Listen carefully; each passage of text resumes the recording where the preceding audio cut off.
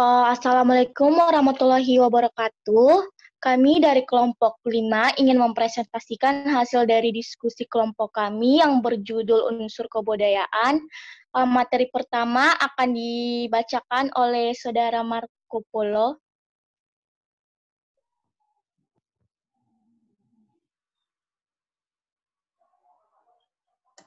Unsur-unsur kebudayaan. Mempelajari unsur-unsur yang terdapat dalam sebuah kebudayaan sangat penting untuk memahami beberapa unsur kebudayaan manusia. Klub Kohn dalam bukunya yang berjudul Universal Categories of Culture membagi kebudayaan yang ditemukan pada semua bangsa di dunia dari sistem kebudayaan yang sederhana seperti masyarakat pedesaan hingga sistem kebudayaan yang kompleks seperti masyarakat perkotaan. Sistem teknologi. Manusia selalu berusaha untuk mempertahankan hidupnya, sehingga mereka akan selalu membuat peralatan atau benda-benda tersebut. Perhatian awal para antropolog dalam memahami kebudayaan manusia berdasarkan unsur teknologi yang dipakai suatu masyarakat berupa benda-benda yang dijadikan sebagai peralatan hidup dengan bentuk dan teknologi yang masih sederhana. Dengan demikian, bahasan tentang unsur kebudayaan yang termasuk dalam peralatan hidup dan teknologi merupakan bahasan kebudayaan fisik. Pada masyarakat tradisional, terdapat 8 macam sistem peralatan dan unsur kebudayaan fisik yang digunakan oleh kelompok manusia yang hidup berpindah-pindah atau masyarakat pertanian, yaitu 1 alat-alat produktif, 2 senjata, 3 wadah, 4 alat-alat menyalakan api, 5 makanan, minuman, bahan pembangkit gairah dan jamu-jamuan, yang keenam pakaian dan tempat perhiasan, 7 tempat berlindung dan perumahan, 8 alat-alat transportasi. Contohnya, dalam hal ini misalnya saja rumah sebagai tempat berlindung manusia terus mengalami evolusi dari zaman ke zaman karena sistem teknologi yang semakin maju mulai dari evolusi bahan-bahan pembentukan rumah sampai pada tenaga kerja yang dilakukan oleh teknologi modern masa kini. Selanjutnya akan dilanjutkan oleh Kenzi. Teknologi penangkapan. Perahu adalah kendaraan air yang biasanya lebih kecil dari kapal laut. Beberapa perahu biasanya dibawa oleh kapal laut. Akan tetapi, kata perahu ini sebenarnya mengalami penyempitan makna. Karena setidaknya pada sampai abad ke-17, perahu merujuk kepada kapal besar. Bahkan, galeon barat pun dulunya dikategorikan sebagai perahu, sampai digantikan oleh kata kapal pada bahasa Indonesia dan bahasa Melayu modern, yang sejatinya berasal dari rumpun bahasa Dravida, kapal.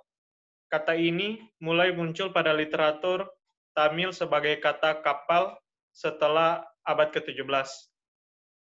Alat bantu navigasi tentu saja diperlukan agar kapal bisa sampai pada tempat tujuan atau sasaran.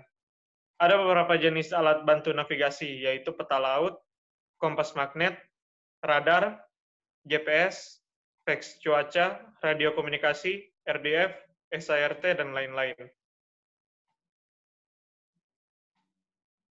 Alat bantu pelacak atau deteksi. Alat bantu ini berfungsi untuk mendeteksi kedalaman air dan mendeteksi keberadaan objek di bawah laut. Alat ini lebih banyak dimanfaatkan untuk mendeteksi keberadaan ikan di laut. Alat bantu pelacak atau deteksi ini ada beberapa jenis, diantaranya fish finder atau echo sounder, sonar, RDF, dan lain-lain. Line thrower atau yang biasa disebut line caster adalah alat bantu penangkapan yang berfungsi sebagai pelontar tali utama. Alat ini digerakkan dengan tenaga elektrik hidrolik, biasanya digunakan untuk penebaran pancing dan diletakkan di buritan kapal. Line arranger digunakan sebagai penarik dan penyusun tali utama supaya tertata dengan rapi di dalam main line tank atau tangki penyimpanan tali utama. Fish pump, alat ini berfungsi untuk memompa air. Fish pump ini terletak di bagian tengah lambung kanan kapal. Winch merupakan salah satu marine equipment yang digunakan untuk membantu penangkapan ikan di kapal. Winch digunakan sebagai alat tarik. Winch dipakai untuk menarik rem door, jangkar, dan tentunya jaring penangkap ikan. Winch biasanya diletakkan di dek dan diberi dudukan besi. Selanjutnya, sistem religi. Kajian antropologi dalam memahami unsur religi sebagai kebudayaan manusia tidak dapat dipisahkan dari religious emotion atau emosi keagamaan. Emosi keagamaan adalah perasaan dalam diri manusia yang mendorongnya melakukan tindakan-tindakan yang bersifat religius. Emosi keagamaan ini pula yang memunculkan konsepsi benda-benda yang dianggap sakral dan profan dalam kehidupan manusia. Dalam sistem religi terdapat 3 unsur yang harus dipahami selain emosi keagamaan, yakni sistem keyakinan, sistem upacara keagamaan, dan umat yang menganut religi itu. Secara evolusionistik, religi manusia juga berkembang dari bentuk yang sederhana ke bentuk yang kompleks. Perhatian utama para ahli antropologi pada awalnya adalah mengenai bentuk religi atau keyakinan yang bersifat alami. Misalnya, kepercayaan menyembah pada suatu kekuatan gaib di luar diri manusia, berupa gunung, angin, hutan, dan laut. Kepercayaan tersebut berkembang pada tingkatan yang lebih tinggi, yakni kepercayaan kepada satu dewa saja atau monoteis, dan lahirnya konsepsi agama wahyu seperti Islam, Hindu, Buddha, dan Kristen. Contohnya dalam hal ini, misalnya saja agama Islam melaksanakan ibadahnya di masjid, agama Hindu melaksanakan ibadahnya di pura, agama Kristen dan Katolik rutin melaksanakan ibadahnya di gereja.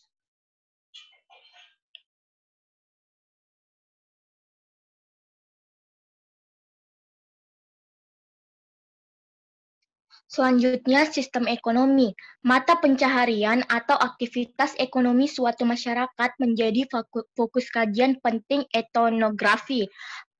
Penelitian etnografi mengenai sistem mata pencaharian mengkaji bagaimana cara mata pencaharian suatu kelompok masyarakat atau sistem perekonomian mereka untuk mencukupi kebutuhan hidupnya. Sistem ekonomi pada masyarakat tradisional antara lain seperti berburu dan meramu, beternak, bercocok tanam di ladang, dan menangkap ikan. Bercocok tanam menetap dengan sistem irigasi. 5 sistem mata pencaharian tersebut merupakan jenis mata pencaharian manusia yang paling tua dan dilakukan oleh sebagian besar masyarakat pada masa lampau. Dan pada saat ini, banyak masyarakat yang beralih ke mata pencaharian lain. Mata pencaharian meramu pada saat ini sudah lama ditinggalkan karena terbatasnya sumber daya alam karena semakin banyaknya jumlah penduduk. Contohnya, manusia berburu dan meramu, beternak, bercocok tanam di ladang, memanfaatkan setiap kesempatan kerja, ikut menjaga keteraturan ekonomi nasional dengan berwirausaha, bersaing dengan sehat, sampai berpartisipasi dengan lingkup sistem ekonomi dunia dengan lembaga-lembaga terkait. Selanjutnya akan dilanjutkan oleh Muhriana. Baiklah, selanjutnya sistem kesenian. Perhatian ahli antropologi mengenai seni bermula dari penelitian etnografi mengenai aktivitas kesenian suatu masyarakat tradisional. Deskripsi yang dikumpulkan dalam penelitian tersebut berisi mengenai benda-benda atau artefak yang memuat unsur seni seperti patung, ukiran, dan hiasan. Berdasarkan jenisnya, seni rupa terdiri atas seni patung, seni relief, seni ukir, seni lukis, dan seni rias. Seni musik terdiri atas seni vokal dan instrumental, sedangkan seni sastra terdiri atas prosa dan puisi. Selain itu terdapat seni gerak dan seni tari, yakni seni yang dapat ditangkap melalui indera pendengaran maupun penglihatan. Jenis seni tradisional adalah wayang, ketoprak, tari, ludruk, dan lenong. Sedangkan seni modern adalah film, lagu, dan koreografi. Dalam kajian antropologi kontemporer terdapat kajian visual kultur, yakni analisis kebudayaan yang khusus mengkaji seni film dan foto. 2 media seni tersebut berusaha menampilkan kehidupan manusia beserta kebudayaannya dari sisi visual berupa film dokumenter atau karya-karya foto mengenai aktivitas kebudayaan suatu masyarakat. Contohnya yang ada dalam pemujaan kepada dewa, biasanya diiringi dengan musik yang indah disertai dengan tarian-tarian sakral.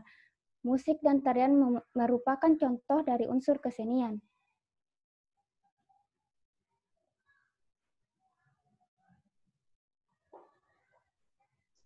Selanjutnya, ritual petik laut. Petik laut diadakan sebagai bentuk syukur kepada Tuhan atas rezeki yang telah diberikan. Para nelayan juga memanfaatkan momen ini untuk memanjatkan doa diberi keselamatan saat melaut. Larung sesaji dilakukan pada akhir kegiatan rangkaian petik laut. Larung sesaji juga dapat diartikan sebagai lambang kebersamaan di kalangan para nelayan. Alat yang digunakan sebagai wadah sesaji sebelum dibuang ke laut yaitu bitek, sebuah perahu kecil yang umumnya dibuat dari pohon pisang. Namun seiring berjalannya waktu, bitek kerap dibuat dari kayu layaknya perahu pada umumnya. Sesaji yang disiapkan terdiri dari berbagai jenis makanan. Sebelum bitek dilarung, tokoh masyarakat akan memimpin doa bersama. Dalam doa yang dipanjatkan ini, termasuk di dalamnya adalah harapan bertambahnya rezeki dan meningkatnya hasil tangkapan para nelayan. Selain makanan, kemenyan dan kembang 7 rupa juga termasuk sesaji yang disiapkan dalam bitek. Bagi masyarakat setempat, kembang 7 rupa bukan hanya berstatus sebagai pelengkap, namun memiliki nilai filosofis. 7 jenis bunga menandakan jumlah hari dalam 1 minggu, sementara harumnya menjadi harapan agar kita sebagai manusia hidup bermanfaat bagi sesama. Perahu-perahu yang mengikuti ritual petik laut dihias meriah. Ada yang memakai umbul-umbul, bendera, ada pula yang menambahkan aksesoris khas Jawa Timur. Usai dilarung, para nelayan menceburkan diri ke laut, berusaha mendapatkan sesaji. Mereka juga menyiramkan air yang dilewati sesaji ke seluruh badan perahu. Mereka percaya bahwa air tersebut dapat menghindarkan mereka dari malapetaka saat melaut.